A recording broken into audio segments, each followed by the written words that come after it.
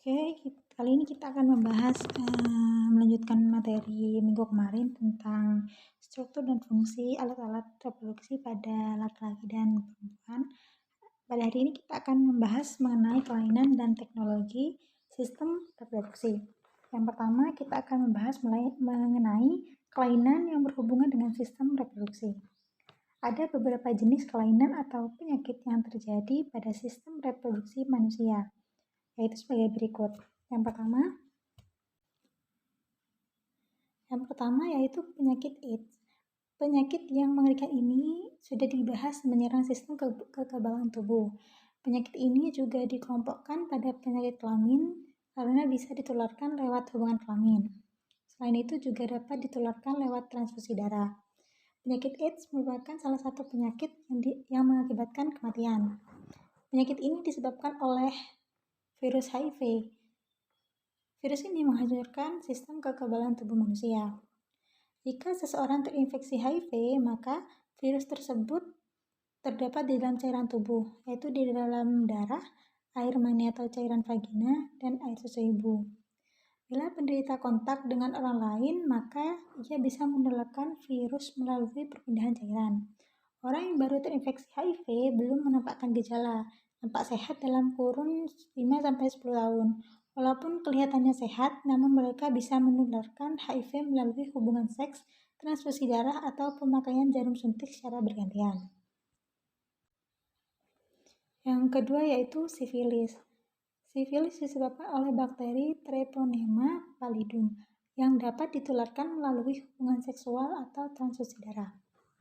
Penyakit ini baru terlihat pengaruhnya pada seseorang yang tertular setelah 30 hari penularan. Penyakit ini jarang sekali tertular melalui benda-benda bekas penderita. Penyakit ini dapat diobati dengan menggunakan antibiotik. Jika tidak diobati, bisa timbul efek yang mengerikan. Gejala yang nampak akibat penyakit ini tergantung pada tahapannya.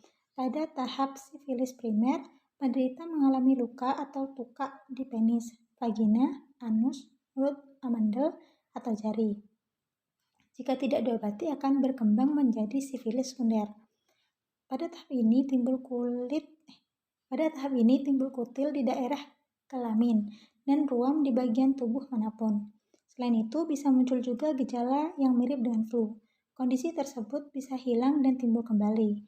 Jika tidak diobati maka berlanjut menjadi sifilis laten. Pada tahapan ini penderita tidak merasakan gejala apapun. Bakteri masih ada tetapi tidak ditularkan. Jika tidak ditangani, maka bisa menjadi tahapan yang paling berbahaya, yaitu sifilis tersier. Penderita biasanya mengalami kebutaan, stroke, atau penyakit jantung. Pencegah penyakit ini adalah tidak melakukan seks bebas. Sifilis yang menular dari seorang ibu penderita kepada anaknya yang masih dalam kandungan bisa menyebabkan cacat. Misalnya, rusaknya tulang hidung dan mata, sebagaimana yang bisa kita searching nanti di Google. Yang ketiga yaitu penyakit kencing nanah. Penyakit ini merupakan penyakit menular seksual yang disebabkan oleh bakteri Neisseria gonorrhoeae yang menginfeksi lapisan dalam uretra, leher rahim, rektum, tenggorokan, dan bagian putih lainnya. Penyakit ini bisa menyebar melalui aliran darah ke bagian tubuh lainnya, terutama kulit dan persendian. Pada wanita, gonorrea bisa menjalar ke seluruh kelamin dan menginfeksi selaput di dalam pinggul, sehingga timbul nyeri pinggung dan gangguan reproduksi. Yang keempat yaitu penyempitan saluran tuba Fallopi atau oviduk. Penyempitan oviduk ini disebabkan oleh faktor bawaan atau genetis, atau karena infeksi kuman tertentu. Kelainan ini akan membuat sperma sulit untuk menjangkau bagian dalam saluran tersebut, sehingga menyebabkan pembuahan sulit terjadi. Bila penyebabnya faktor genetis, maka tidak dapat disembuhkan. Kelainan ini dapat disembuhkan bila disebabkan oleh infeksi kuman, dan sebaiknya ada konsultasi dengan dokter. Kemudian yang kelima adalah mandul. Mandul atau tidak subur berarti seorang laki-laki tidak dapat memproduksi sel-sel sperma atau wanita tidak dapat memproduksi ovum. Faktor paling besar dipengaruhi oleh gangguan hormon reproduksi. Penanggulangan kelainan ini dengan konsultasi kepada dokter. Yang keenam yaitu impoten, yaitu suatu keadaan penis pada laki-laki tidak dapat melakukan ereksi atau tegang, sehingga sulit untuk melakukan kopulasi atau persetubuhan. Kebanyakan impoten disebabkan oleh faktor hormonal, yaitu terhambatnya fungsi hormon reproduksi. Bisa juga disebabkan oleh faktor psikologis atau emosional seseorang. Penanggulangan kelainan ini tergantung faktor penyebabnya. Bila disebabkan oleh faktor hormonal, maka konsultasi kepada dokter. Dan bila disebabkan oleh faktor psikologis atau emosional, maka konsultasi dengan ahli jiwa atau psikolog. Yang kanker serviks atau mulut rahim. Kanker mulut rahim dapat disebabkan oleh virus atau bakteri yang biasanya menyerang seorang wanita usia 45 ke atas.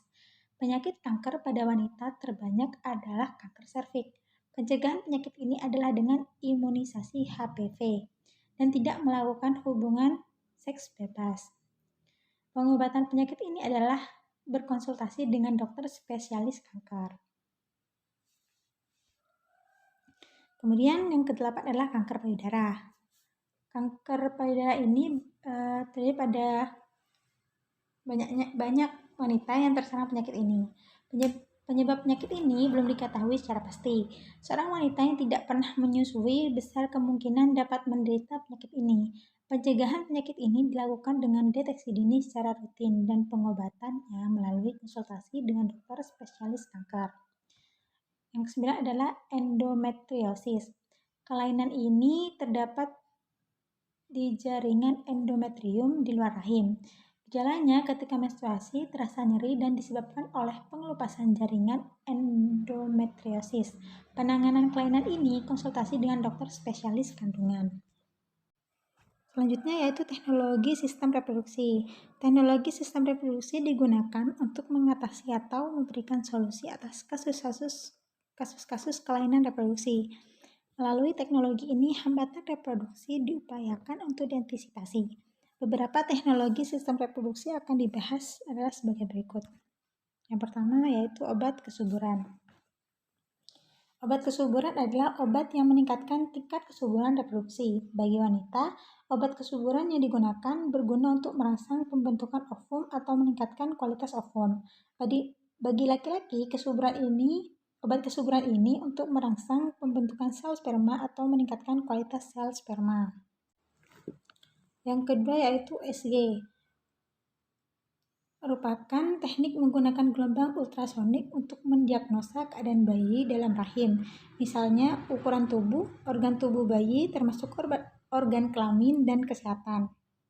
Yang ketiga yaitu bayi tabung. Teknik bayi tabung digunakan pada pasangan suami istri yang sulit mendapatkan keturunan.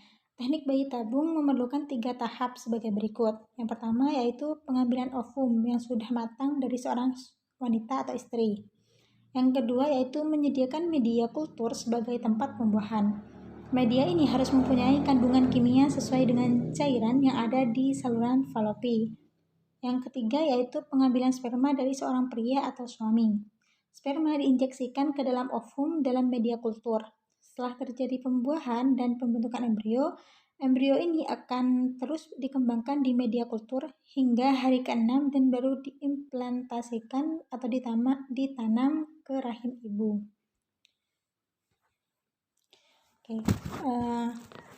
Demikian pembahasan materi pada bagian 2, yaitu mengenai penyakit dan teknologi pada sistem reproduksi. Sekian, Assalamualaikum warahmatullahi wabarakatuh.